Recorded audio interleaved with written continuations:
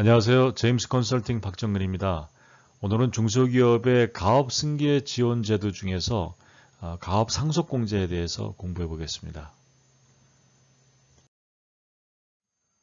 네, 제도의 그 개요에 대해서 살펴보면 뭐 다 아시다시피 가업 상속 공제란 중소기업의 원활한 가업 승계를 지원하기 위해서 거주자인 피상속인이 예를 들어 부모님이 생전에 10년 이상 영위한 중소기업 등을 상속인에게 자녀에게 정상적으로 승계한 경우 최대 500억까지 상속공제를 해서 가업승계에 따른 상속세 부담을 크게 경감시켜주는 제도입니다. 가업승계를 원활하게 할 수 있도록 상속공제를 좀 해주는 제도입니다. 네, 가업상속공제가 최대 500억까지 가능하다고 하는데 계산을 어떻게 하는지 보겠습니다. 가업 영위 기간에 따라서 아버님이 얼마나 오랫동안 가업을 영위를 하셨는지 그거에 따라서 한도액이 다릅니다. 그래서 만약에 10년 이상 하셨다 그럼 200억이고요. 20년 하셨다 그럼 300억이고 30년 이상 하셨다 그럼 500억입니다. 그래서 최소 200억에서 500억까지 이렇게 3단계로 구분이 되어 있고요. 가업 상속 재산이란 개인 가업일 경우에 개인 기업일 경우에는 여러 가지 그 자산 중에서 채무액을 뺀 금액으로 하고요. 법인 기업일 경우에는 그 주식으로 평가를 하는데 그 주식 평가할 때 사업 무관 자산만큼은 비율을 공제합니다. 예를 들어서 임대용 부동산이 포함되어 있다. 그러면 상속공제에서 해당이 안 되거든요. 사업 무관 자산은 만큼 그 비율만큼 주식 가치를 해서 공제하고 그 금액에 대해서만 상속공제 혜택이 적용이 됩니다. 네, 그러면 상속공제를 받는 경우와 그렇지 않은 경우 일반적인 상속세와의 상속세 부담을 비교해 보면 예를 들어서 30년 이상 경영한 경우, 그 다음에 강업상속 재산이 600억인 경우, 상속인 자녀는 한 명만 있고 일반 상속에서의 그 공제는 일반 공제에만 있는 경우로 한번 가정을 해보겠습니다. 이런 경우에 만약에 600억이면 일반적인 상속공제일 경우에는 600억에서 가업상속은 없으니까 없고요. 그 다음에 일괄공제만 받으면 5억이니까 상속세 과세 표준이 595억. 그렇게 해서 계산을 해보면 약 284억이 상속세 납부세액입니다. 거의 절반이죠. 근데 만약에 이제 가업상속으로 해서 공제를 받는다 그러면 일단 500억에까지 30년 이상이니까 500억까지 상속공제를 받을 수 있고요. 그 다음에 일괄공제 5억 추가로 그러면 상속세 과세 표준이 95억이고 그렇게 했을 때 계산해 보면 40억입니다. 그러니까 280억과 40억이면 거의 240억 차이가 나죠. 그러니까 이건 어마어마한 차이입니다. 네, 다음은 가업 요건입니다. 계속 경영 기업이고요. 피상속인이 아버님이 10년 이상 경영한 경우에 해당이 되고 중소기업인 경우에는 그 해당되는 업종, 그 다음에 매출액, 그 독립성 기준, 그 다음에 자산 총액이 5천억 미만. 또 중견기업인 경우에도 아래 이 경우가 모두 요건이 해당이 돼야 되는데 그 관련된 업종,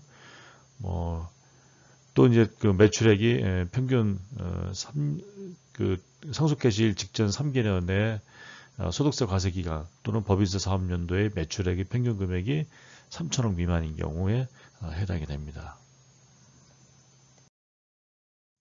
네, 다음은 피상속인의 요건입니다. 그러니까 부모님이라고 볼 수 있고요.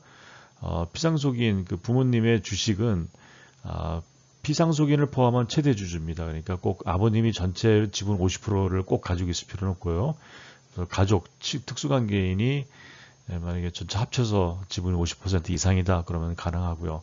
상장법인은 30% 이상을 10년 이상 계속해서 보유한 경우 또 대표이사 재직 요건은 요 셋 중에 하나만 충족하면 되는데 가업 영위 기간의 50% 이상을 대표이사 재직으로 하시든지 아니면 10년 이상을 대표이사를 재직하셨든지 아니면 상속 개시일로부터 소급해서 5년 중에 10년 중에 5년 이상의 기간 10년 중에 절반 이상을 대표이사로 재직을 하셨다.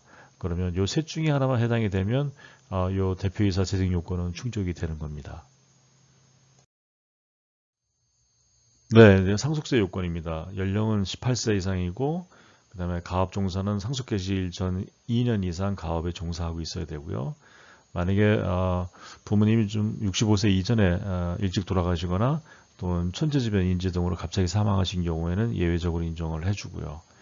취임 기준은 상속세 신고 기한까지 임원으로 취임하셔야 되고, 그리고 또 2년 이내에 대표이사에 취임하셔야 됩니다.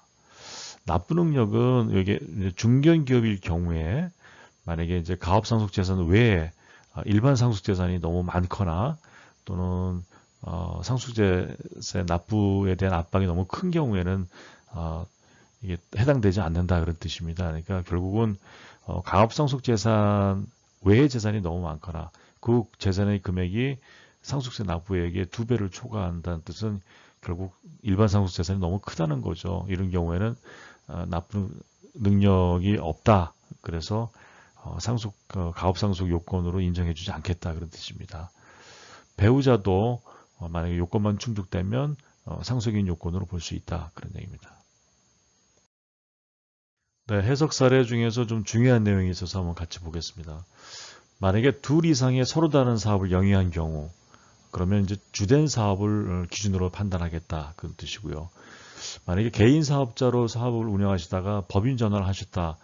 그래도 그 개인 사업자로서 영위한 기간을 포함해서 인정을 해줍니다. 또 둘 이상의 가업을 영위하는 경우는 그때는 각각 사업장을 판단하겠다는 뜻이고요.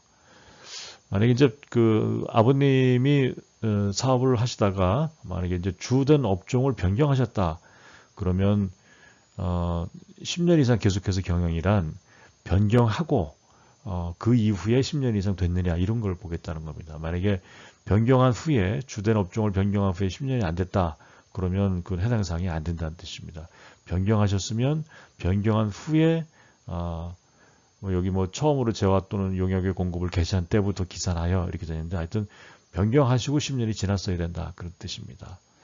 또 중견기업의 경우에 평균 매출액 3년간 평균 매출액 3천억 이상이 되는지 여부를 판단할 때 그때는 종속법인 만약에 그 하위 계열사가 있다면 그쪽의 매출액은 포함하지 않겠다 그런 뜻입니다.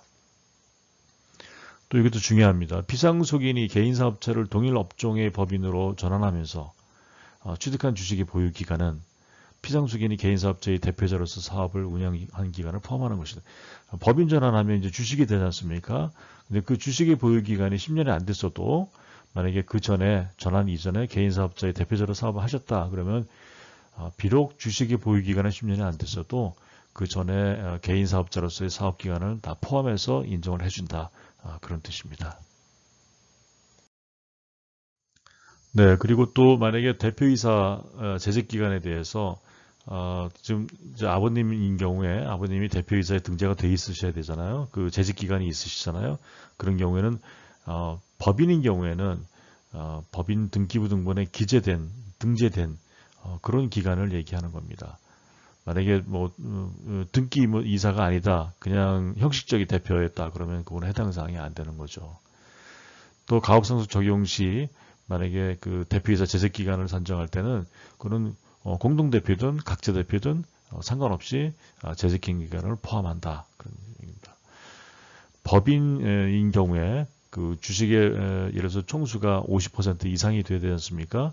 그리고 상장법인인 경우에 30% 이상의 조건이 있는데 이런 경우에는 만약에 회사가 법인이 자기 주식을 가지고 있었다 그러면 그건 전체 총수 계산할 때 총수에서 제외한다 그런 의미입니다. 그러니까 이거 총수에서 제외해주면 더 유리하겠죠.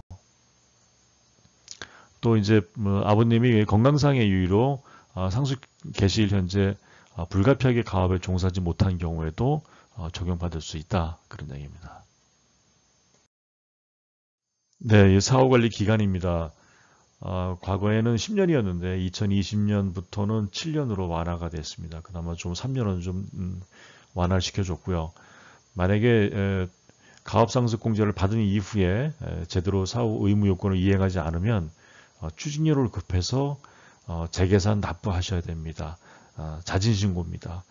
이 경우에는 만약에 사유 발생, 그러니까 사후 의무 요건을 이행하지 못했다 그러면 그 사유 발생에 속하는 달의 말일부터 6개월 이내 상속세 신고 기한하고 똑같죠.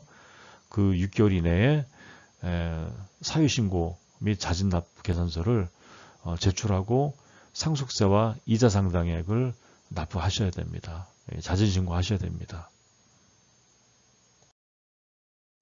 네, 사실 이 부분이 좀 고민스러운 내용입니다. 사후관리 요건 중에서 처음에 그 가업상속공제를 최대 500억까지 받을 때는 뭐 좋았지만 이게 그 사후관리 7년 이내에 다음과 같은 일이 발생한다 그러면 사실 추징입니다. 그래서 보시면 자산의 20% 이상을 처분한 경우 상속 개시부터 5년 이내는 10% 이상 처분하면 안 되고요. 또 이건 당연히 말이야 지분이 감소된 경우에도 그렇습니다. 만약에 물납으로 상속세 내다 보니까 물납으로 해서 지분이 감소했다. 그런 경우는 제외되지만 그런 경우에도 최대 주주나 최대 출자자에 해당하여야 합니다. 뭐 이렇게 지분으로 상속세 냈다고 그래서 최대 주주가 안 되면 안 된다는 뜻이죠. 또 이것도 그 근로자 수의 평균이 기준 고용 인원의 80%에 미달하고 또 총 급여가 기준 급여액의 80%에 미달하는 근로자 수도 80% 이상을 지켜야 되고 총 급여도 80% 이상을 지켜야 되는데 그건 매년 판단하는 겁니다. 또 상속 개시된 소득세 과세 기간 말 또는 법인세 사후 연도 말부터 7년간입니다. 이건 7년간입니다. 이건 위에는 매년 판단하는 거고 이건 7년 동안 정규직 근로자의 수의 전체 평균이 기준 고용인원에 미달했거나 또는 7년간 총 급여액의 전체 평균이 기준 총 급여액에 미달하는 경우 7년 후에 판단합니다. 이런 경우에는 사회관리 의무 이행 위반이 되기 때문에 이런 경우에는 추징당할 수 있습니다. 그래서 사실 좀 이 부분이 좀 까다로운데 나름대로 이제 국세청에서는 큰 금액의 상속공제를 해주는 만큼 고용과 임금 이런 것들은 좀 지켜달라 이런 취지로 볼 수 있겠습니다. 네, 만약에 그 가업상속 재산 중에 양도소득세 과세 대상의 물건이 있었다면 그 과세 대상 재산에 대해서는 당장 양도소득세를 물리지 않고 만약에 상속인이 그래서 그 자녀분이 가업을 상속해서 운영하시다가 나중에 양도할 때 그때 납부할 수 있도록 하겠다. 그래서 2월 과세를 적용합니다. 또 만약에 이제 사후관리 요건 위반해서 상속세를 추징할 경우에 그때는 양도소득세 2월 과세가 적용돼서 납부했거나 또 납부할 양도세가 있는 경우에는 그건 별도로 공제해서 따로 계산을 한다. 그래서 상속세 추징 계산할 때는 포함시키지 않겠다. 그런 얘기입니다.